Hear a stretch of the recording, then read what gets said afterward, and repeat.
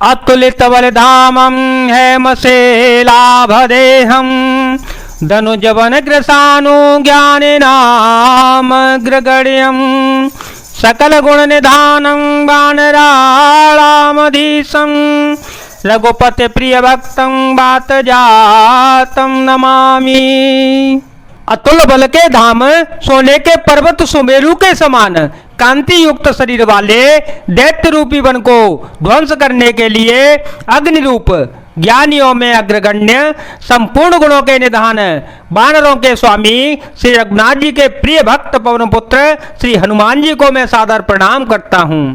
जामवंत के वचन सुहाए, सुन हनुमंत हृदय अति भाए।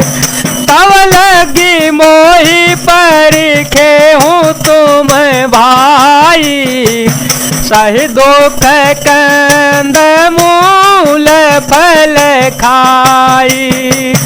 जब लगी आवो सीतहि देखी, जब लगी आवो सीतहि देखी। होई काजू मोई हरस विशेषी, होई काजू मोही हरस विशेषी।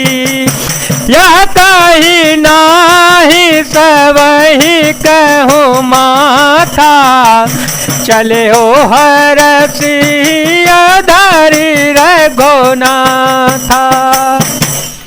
जामवान के सुंदर वचन सुनकर हनुमान जी के हृदय को बहुत ही भाए। वे बोले, हे भाई, तुम लोग दुख सहकर कंदमूल फल खाकर तब तक मेरी राह देखना, जब तक कि मैं सीता जी को देख करके लौट के ना आ जाऊं।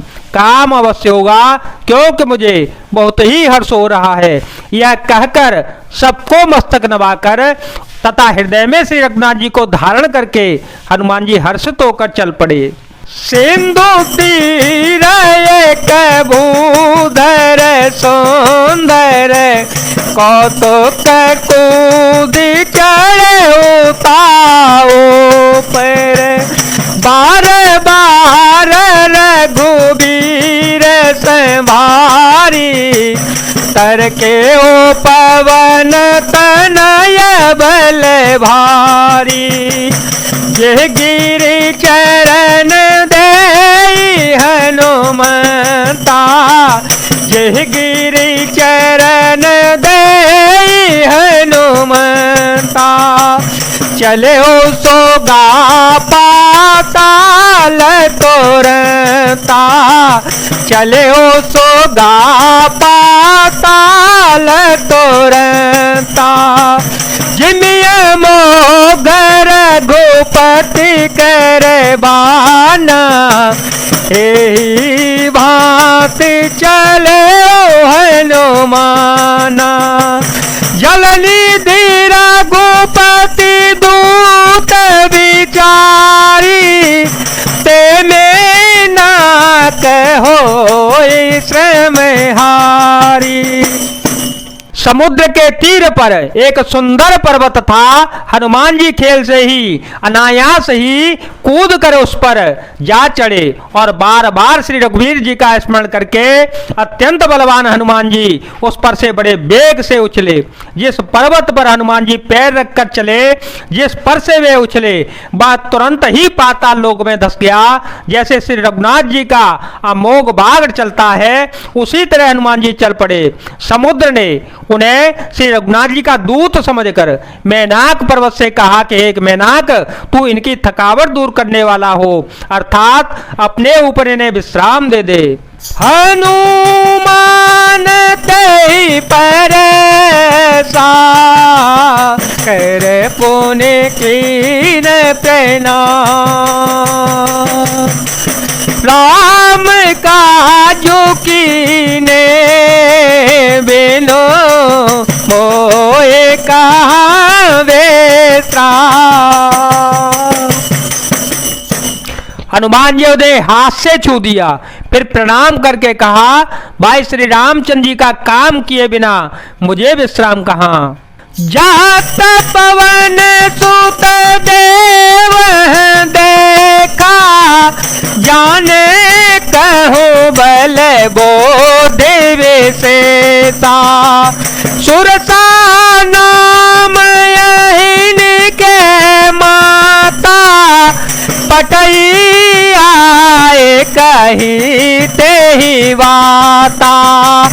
आजो तो रह मोहि दीन आहारा, आजो तो रह मोहि दीन आहारा। सुनत वचन कह पवन कुमारा, सुनत वचन कह पवन कुमारा। राम का जो करे फिर में आवो, सीता तय सोधे प्रभु ही सुनाओ। देवताओं ने पवन पुत्र हनुमान जी को जाते हुए देखा। उनकी विशेष बलबुद्धि को जानने के लिए परीक्षार्थ उन्होंने सुरसा नाम की सर्पों की माता को भेजा। उसने आकर हनुमान जी से यह बात कही, आज देवताओं ने मुझे भोजन दिया है। यह वचन सुनकर पवन कुमार हनुमान जी ने कहा, श्री राम जी का कार्य करके मैं लौट आऊं और सीता जी की खबर प्रभु को सुना दूं। तब तब बदन कैठी हूँ आई, सत्य कहूँ मोहि जान दे माई। कवने हूँ जतन दे नहीं जाना, ग्रस से न मोहि कहे हनुमाना।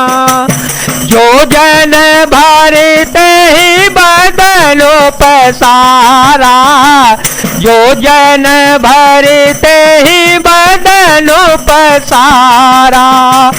कपितनों की न दो गुण विस्तारा, कपितनों की न दो गुण विस्तारा।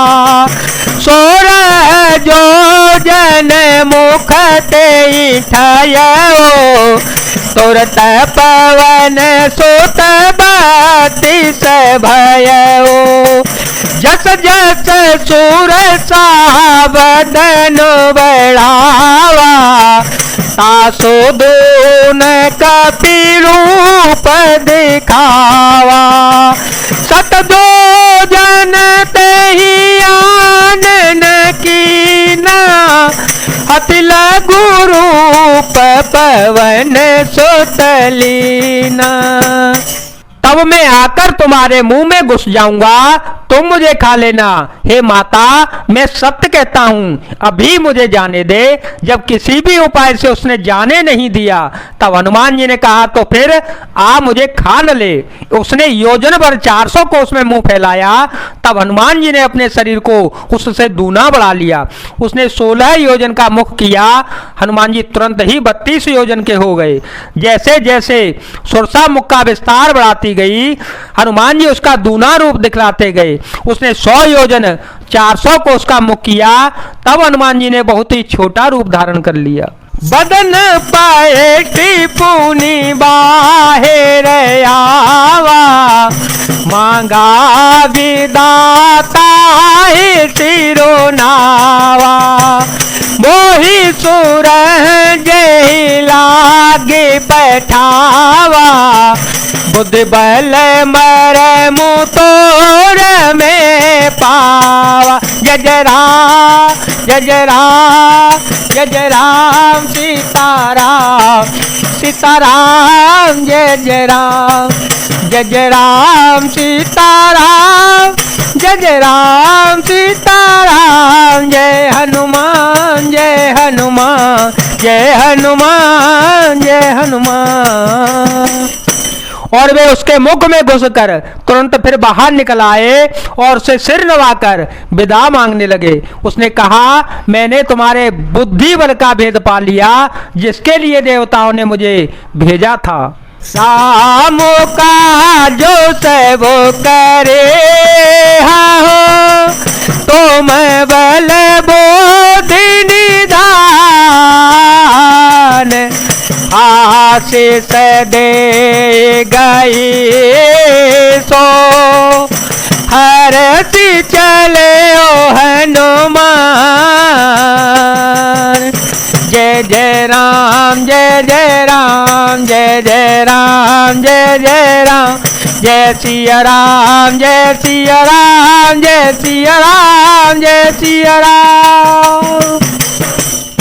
तुम श्री रामचंद्र जी का सब कार्य करोगे क्योंकि तुम बुल बुद्धि के भंडार हो। यह आशीर्वाद देकर वह चली गई, तब हनुमान जी हर्षित होकर चल पड़े।